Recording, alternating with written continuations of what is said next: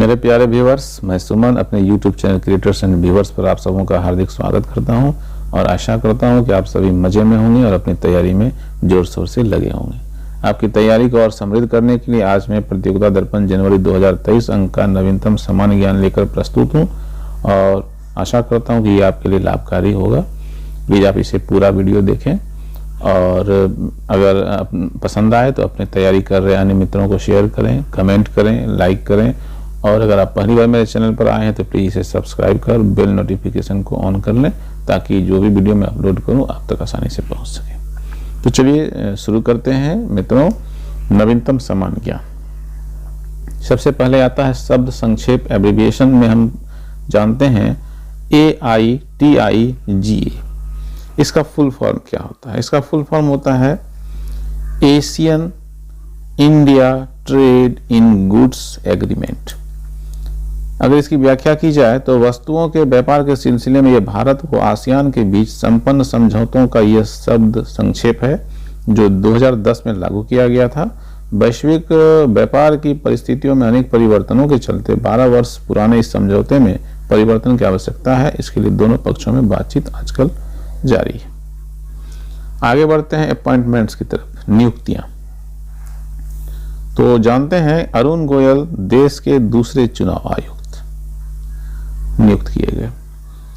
चुनाव आयुक्त रहे श्री राजीव कुमार को मुख्य चुनाव आयुक्त बनाए जाने के कारण आयोग में चुनाव आयुक्त का एक पद रिक्त हो गया था। उस पद पर ही श्री गोयल की नियुक्ति नवंबर 2022 में की गई है। इससे चुनाव आयोग में चुनाव आयुक्त के दोनों पद अब भर गए हैं। आयोग में दूसरे चुनाव आयुक्त श्री अनूप चंद पांडे हैं। ठीक, आगे बढ़ते हैं। विदेश सचिव विनय मोहन क्वात्रा के कार्यकाल में 14 माह की वृद्धि। उनका नियमित कार्यकाल 31 दिसंबर 2022 तक ही था। कार्यकाल में 14 माह की वृद्धि से ये अब अप्रैल 2024 तक इस पद पर बने रह सकेंगे। आगे बढ़ते हैं। प्रीति सूदन यूपीएससी की नई सदस्य। आगे बढ़ते हैं। पीजी इंडस्ट्रीज के साकेत डालमिया सत्र 2022-23 के लिए उद्योग व्यापार जगत के संगठन PHDCCI के नए अध्यक्ष। नेक्स्ट, अरविंद बिरमानी नीति आयोग के पूर्णकालिक सदस्य। वरिष्ठ अर्थशास्त्री डॉक्टर अरविंद बिरमानी को सरकार ने नीति आयोग का सदस्य नवंबर 2022 में नियुक्त किया है। डॉक्टर बिरमानी 2007-9 के दौरान डॉक्टर मनमोहन सिंह के नेतृत्व वाली सरकार में वित्त मंत्री के प्रधान आर्थिक सलाहकार रहे थे। नेक्स्ट, गौरव द्विवेदी अब प्रसार भारती के नए CEO। नेक्स्ट, प्रवर्तन निदेशालय के निदेशक SK मिश्र के कार्यकाल में 1 वर्ष की वृद्धि। नेक्स्ट, CV आनंद बोस पश्चिम बंगाल के नए राज्यपाल। भारतीय प्रशासनिक सेवा के केरल कैडर के सेवानिवृत्त अधिकारी CV आनंद बोस को वेस्ट बंगाल का राज्यपाल गत नवंबर माह में नियुक्त किया गया है। 71 वर्षीय श्री आनंद बोस ने इस पद पर श्री जगदीप धनखड़ का स्थान 23 नवंबर से लिया है। उपराष्ट्रपति पद का चुनाव लड़ने के लिए श्री धनखड़ ने जुलाई 2022 में राज्यपाल पद से त्यागपत्र दे दिया था, जिसके बाद मणिपुर के राज्यपाल ला गणेशन ने अतिरिक्त प्रभार के रूप में यह कार्यभार संभाले हुए थे। ठीक है। नेक्स्ट, अनुप्रिया पटेल अपना दल S की राष्ट्रीय अध्यक्ष पुनर्निर्वाचित। नेक्स्ट, बिस्मिल्लाह खां युवा पुरस्कार। अब पुरस्कार की कुछ बात कर लें तो हम जानते हैं कि जो बिस्मिल्लाह खां युवा पुरस्कार है, यह पुरस्कार 40 वर्ष से कम उम्र के कलाकारों के लिए प्रदान किए जाते हैं और इस पुरस्कार के तहत 25-25 हजार की राशि पुरस्कृत कलाकार को प्रदान की जाती है। ठीक है। ये पुरस्कार संगीत के क्षेत्र में, नृत्य के क्षेत्र में, नाटक के क्षेत्र में, पारंपरिक लोक जनजातीय जो श्रेणी में है और समग्र योगदान के लिए प्रदान की जाती है। नेक्स्ट, इफ्को साहित्य पुरस्कार 2022।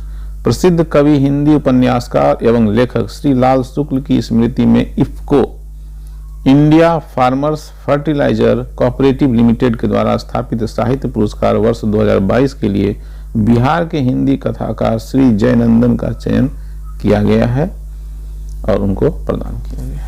ठीक। नेक्स्ट, पहले हम इफ्को पुरस्कार के लिए थोड़ी जानकारी जो लेखनी है वो भी ले लेते हैं।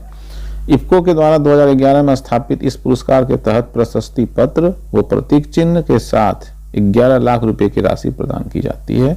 यह पुरस्कार ऐसे हिंदी लेखक को दिया जाता है जिनकी रचनाओं में ग्रामीण और कृषि जीवन पर केंद्रित लेखन होता है। श्री जयनंदन के द्वारा रचित उपन्यासों में त्रिशूल व कस्तूरी और कहानी संग्रह केशर कस्तूरी बहुत चर्चित रहे हैं।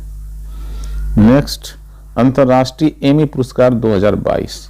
टेलीविजन कार्यक्रमों के वर्ष 2022 के 50वें अंतर्राष्ट्रीय एमी पुरस्कार का वितरण न्यूयॉर्क में 21 नवंबर 2022 को किया गया।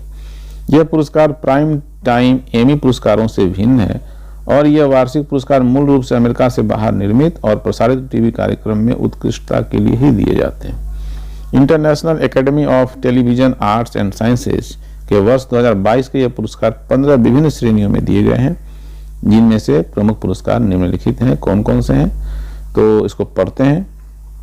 सर्वश्रेष्ठ अभिनेता Dougray Scott, British serial Irvine Welsh's Crime में भूमिका के लिए।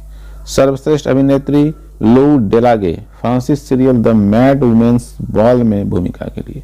सर्वश्रेष्ठ ड्रामा सीरीज में बीजिल, ब्रिटेन। सर्वश्रेष्ठ comedy series Sex Education, Britain. सर्वश्रेष्ठ documentary Enfants de Daech, France. Next, अब कुछ खेल पुरस्कार की बात करते हैं। तो खेल पुरस्कार से पहले एक और पुरस्कार जो उल्लेखनीय है, लाल बहादुर शास्त्री पुरस्कार 2022। उत्कृष्टता के लिए वर्ष 2022 का 23वां लाल बहादुर शास्त्री पुरस्कार Indian institute of management IIM Ahmedabad के पूर्व निदेशक श्री बुकुल ढोल को दिया गया है, उपराष्ट्रपति श्री जगदीप धनखड़ के द्वारा। ठीक है, और इस पुरस्कार के तहत 5 लाख रुपए की राशि और प्रशस्ति पत्र दिया जाता है। अब आते हैं राष्ट्रीय खेल पुरस्कार की तरफ। इसमें जो मुख्य है वो है मेजर ध्यानचंद खेल रत्न पुरस्कार 2022। देश का यह सर्वोच्च खेल पुरस्कार पहले राजीव गांधी खेल रत्न पुरस्कार नाम से जाना जाता था। पिछले वर्ष 2021 से इसका नाम बदलकर मेजर ध्यानचंद खेल रत्न पुरस्कार कर दिया गया। यह पुरस्कार पिछले 4 वर्षों की अवधि में खिलाड़ी के द्वारा खेल के क्षेत्र में शानदार और उत्कृष्ट प्रदर्शन के लिए दिया जाता है। पुरस्कार के तहत 25 लाख रुपए की राशि अब पुरस्कृत खिलाड़ी को प्रदान की जाती है। इस वर्ष यह पुरस्कार टेबल टेनिस के दिग्गज खिलाड़ी शरत कमल अंचत को दिया गया। नेक्स्ट, आगे बढ़े तो इसमें हम जानते हैं मौलाना अबुल कलाम आजाद MAKA ट्रॉफी 2022 गुरु नानक देव विश्वविद्यालय अमृतसर को प्रदान किया गया। अंतर विश्वविद्यालय टूर्नामेंटों में सर्वश्रेष्ठ प्रदर्शन करने वाले विश्वविद्यालय के लिए 1956-57 में स्थापित इस पुरस्कार के तहत ट्रॉफी के साथ 15 लाख रुपए की राशि विजेता विश्वविद्यालय को प्रदान की जाती है। अब आगे बढ़ते हैं। जो खेल पुरस्कार से मतलब डिफरेंट है, जो पुरस्कार है वो है मिस अर्थ 2022 का ताज किसे प्राप्त हुआ है। तो आंसर है दक्षिण कोरिया की सुंदरी मीना चोई को ये मिला है। वर्ष 2022 की 22वीं मिस अर्थ प्रतियोगिता का फाइनल फिलीपींस में मनीला में ओकाडा मनीला रिजॉर्ट में 29 नवंबर 2022 को हुआ। कोविड-19 महामारी के चलते पिछले 2 वर्षों में 2020 और 2021 की मिस अर्थ प्रतियोगिता वर्चुअल तरीके से ही संपन्न हुई थी। इस प्रकार 2 वर्ष के अंतराल के बाद प्रतिभागियों की व्यक्तिगत उपस्थिति और भागीदारी से यह प्रतियोगिता इस वर्ष संपन्न हुई। आगे बढ़ते हैं। सियोल शांति पुरस्कार दक्षिण कोरिया के कल्चरल फाउंडेशन का वर्ष 2022 का प्रतिष्ठित सियोल पीस पुरस्कार वर्ल्ड वाइड वेब के खोजकर्ता और इस क्षेत्र में विशेष योगदान करने वाले टिम बर्नर्स-ली को दिया गया है। दक्षिण कोरिया में इस पुरस्कार की स्थापना सियोल ओलंपिक्स की सफलता के उपलक्ष्य में 1990 में की गई थी और यह 2-2 वर्ष के अंतराल पर प्रदान किया जाता है।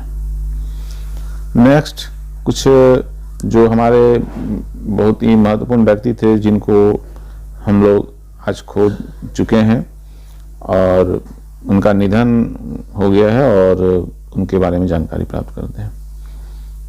विक्रम गोखले, बॉलीवुड और टीवी के जाने माने अभिनेता विक्रम गोखले का 77 वर्ष की आयु में 26 नवंबर 2022 को पुणे में निधन हो गया। फिल्मों और टेलीविजन के साथ साथ मराठी थिएटर में भी वो सक्रिय रहे थे। इला भट्ट, जानी मानी समाजसेवी व गांधीवादी नेत्री इलाबेन भट्ट का 89 वर्ष की आयु में 2 नवंबर 2022 को अहमदाबाद में निधन हो गया। महिलाओं के लिए रोजगार के लिए अनेक कार्य उन्होंने किए। इसी परिप्रेक्ष्य में स्वश्रेयी महिला सेवा संघ, जिसको कि हम सेवा के नाम से जानते हैं, सेल्फ एम्प्लॉयड वुमेन्स एसोसिएशन सेवा नाम के संगठन की स्थापना भी उन्होंने की थी, ये उल्लेखनीय है। नेक्स्ट है श्याम शरण नेगी, स्वतंत्र भारत के पहले मतदाता श्री श्याम शरण नेगी का 5 नवंबर 2022 को हिमाचल प्रदेश में किन्नौर में निधन हो गया। वो 105 वर्ष के थे। ये बहुत ही महत्वपूर्ण है और उल्लेखनीय भी है। तबस्सुम, बॉलीवुड की बीते वर्षों की प्रसिद्ध अभिनेत्री तबस्सुम का 78 वर्ष की आयु में 18 नवंबर 2022 को मुंबई में हृदयाघात से निधन हो गया।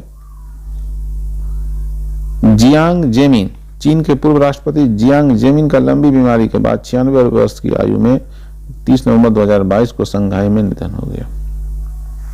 अब कुछ पुस्तकें को जानते हैं। पहली पुस्तक है द लाइट वी कैरी, जिसके लेखक हैं मिशेल ओबामा। ये लेखिका है Michelle Obama. Sultan a memoir, Wasim Akram. Next in line, Jeffrey Archer. It starters with us, Colleen Hoover. कुछ वर्ष, दिवस और सप्ताह को जानते हैं।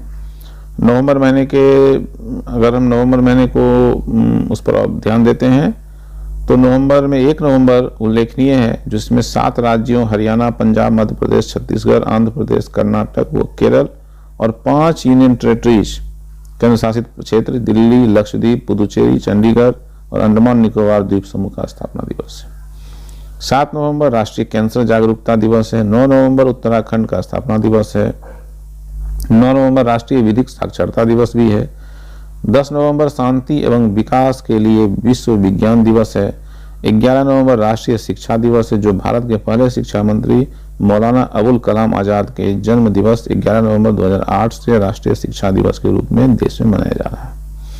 11 नवंबर प्रथम विश्व युद्ध की समाप्ति का स्मरण दिवस है। 14 नवंबर बाल दिवस है, जो दिवंगत प्रधानमंत्री पंडित जवाहरलाल नेहरू का जन्म दिवस भी है और उन्हीं के याद में उन्हीं के जन्मदिन को हम उन्हीं के इच्छानुसार हम बाल दिवस के रूप में मनाते हैं। 14 नवंबर को विश्व मधुमेह दिवस है, जो इंसुलिन की खोज करने वाले वैज्ञानिक फ्रेडरिक का जन्म दिवस है। 15 नवंबर झारखंड का स्थापना दिवस है। 15 नवंबर बिरसा मुंडा जयंती है। 15 नवंबर जनजातीय गौरव दिवस है। 16 नवंबर अंतर्राष्ट्रीय सहिष्णुता दिवस है। 16 नवंबर राष्ट्रीय प्रेस दिवस है। 17 नवंबर राष्ट्रीय मृगी रोग दिवस है। 19 नवंबर अंतर्राष्ट्रीय पुरुष दिवस है। 19 नवंबर विश्व शौचालय दिवस है। 20 नवंबर यूनिवर्सल चिल्ड्रंस डे है। 21 नवंबर विश्व मत्स्यिकी दिवस है। 21 नवंबर विश्व टेलीविजन दिवस है। 25 नवंबर महिलाओं के विरुद्ध हिंसा पर रोक हेतु अंतर्राष्ट्रीय दिवस है। 26 नवंबर राष्ट्रीय विधि दिवस है। तो इस तरह से ये दिवस है जो महत्वपूर्ण है। अब सम्मेलन की बात करते हैं तो 17वां प्रवासी भारतीय दिवस सम्मेलन जनवरी 2023 में इंदौर में, विदेश मंत्रालय के तत्वाधान में भारत का 17वां प्रवासी भारतीय दिवस सम्मेलन 8 से 10 जनवरी 2023 को इंदौर में संपन्न होगा। इस सम्मेलन का जो सम्मेलन है, इसका थीम है डायस्पोरा क्या है, reliable partners for India's progress in Amrit Kaal है। और यह सम्मेलन अब 2-2 वर्ष के अंतराल पर आयोजित किया जाता है। कुछ दुर्घटनाएं जानते हैं। अमेरिका में एयर शो के दौरान 2 विमान आकाश में आपस में टकराए। तंजानिया में लैंडिंग के समय यात्री विमान झील में जा घुसा। विविध भारत सहित 4 देशों का संयुक्त नौसैनिक अभ्यास मालाबार। क्वाड के 4 देशों भारत, अमेरिका, ऑस्ट्रेलिया व जापान की नौसेनाओं का संयुक्त अभ्यास मालाबार जापान के योकोसुका बंदरगाह से सटे फिलीपाइन सी में 8 से 18 नवंबर 2022 को संपन्न हुआ। भारत व फ्रांस की वायु सेनाओं का संयुक्त अभ्यास गरुड़। भारतीय वायुसेना में फ्रांसीसी हवाई स्पेस बल के संयुक्त अभ्यास गरुड़ का 7वां संस्करण भारत में जोधपुर एयरबेस पर 26 अक्टूबर से 12 नवंबर 2022 को संपन्न हुआ। नेक्स्ट, भारत व अमेरिका की थल सेनाओं का युद्ध अभ्यास। भारत व अमेरिका थल सेनाओं के बीच वार्षिक युद्ध अभ्यास का 18वां संस्करण उत्तराखंड में औली में 19 नवंबर से 3 दिसंबर 2022 को संपन्न हुआ। ऑस्ट्रा हिंद 2022 ऑस्ट्रेलिया भारत का संयुक्त सैन्य अभ्यास। ऑस्ट्रेलिया व भारत की सेनाओं का यह संयुक्त अभ्यास राजस्थान में महाजन फील्ड फायरिंग रेंज में 28 नवंबर 2022 को प्रारंभ हुआ। इसका समापन 11 दिसंबर को होगा। दोनों देशों के बीच इस श्रृंखला का यह पहला ही संयुक्त अभ्यास है। प्रतिवर्ष इसका आयोजन एक दूसरे के क्षेत्र में बारी बारी से किया जाएगा। नेक्स्ट, आसियान देशों के साथ भारत का मानवीय सहायता एवं आपदा राहत अभ्यास समन्वय 2022।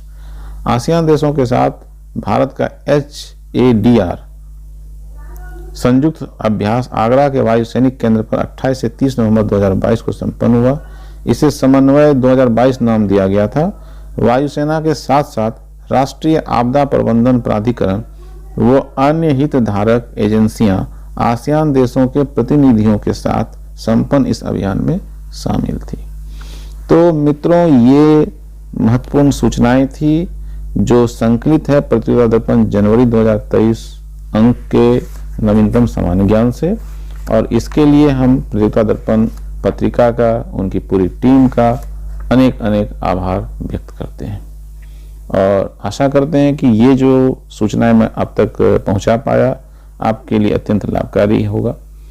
और आपसे एक निवेदन है कि इसको वीडियो को पूरी तरह से देख लेने के बाद आप एक बार इस पत्रिका का, प्रतियोगिता दर्पण पत्रिका का जो है फास्ट रिवीजन करें नवीनतम सामान्य ज्ञान का, जिससे ये पूरी तरह से आपको आत्मसात हो जाएगा। तो मिलते हैं फिर नेक्स्ट वीडियो में नेक्स्ट टॉपिक के साथ। तब तक के लिए बाय। व्यस्त रहिए, मस्त रहिए, मुस्कुराते रहिए।